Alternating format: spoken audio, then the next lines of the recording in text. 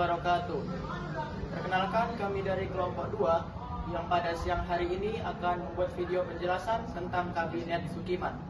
Dengan anggota saya Muhammad Aldafidika Pratama, Saya Rizky Ananda Pratama, saya Ivan. Saya Mutia Nabila Nikita, saya Syifa Rani, dan saya Faizatun Nazifa. baiklah, tanpa berlama-lama, mari kita masuk ke penjelasannya. Stay tune.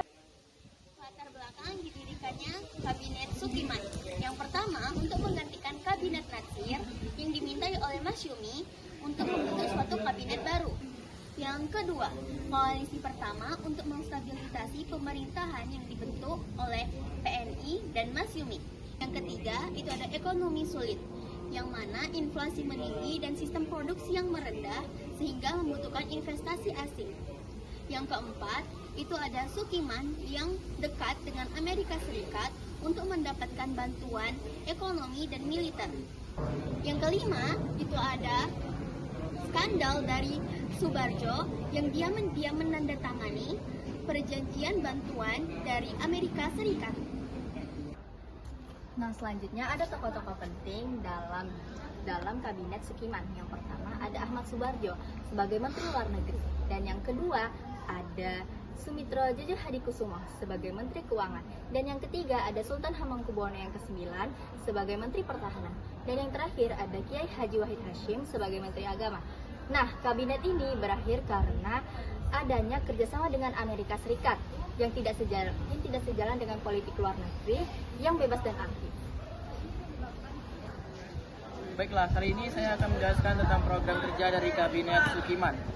Kabinet Sukiman Wirjo Sanjojo berkuasa dari tanggal 27 April 1951 hingga 3 April 1952 dengan beberapa program kerja utama, antara lain 1. Keamanan dengan menjaga keamanan dan memberantas pemberontakan.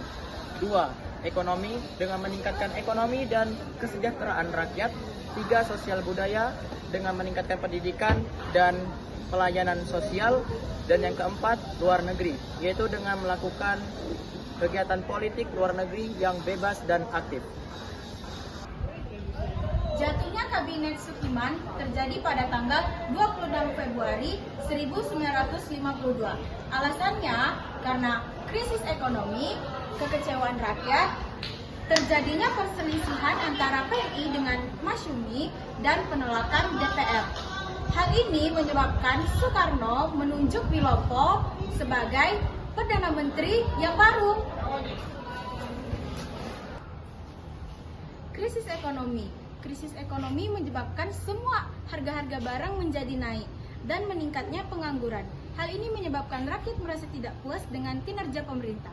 Selain itu, ada juga perselisihan internal antara partai-partai politik yang bergabung di koalisi kabinet yang menyebabkan ketidakstabilan pemerintahan. Baiklah, sekian presentasi dari kami hari ini. Lebih dan kurangnya mohon dimaafkan. Wassalamualaikum warahmatullahi wabarakatuh.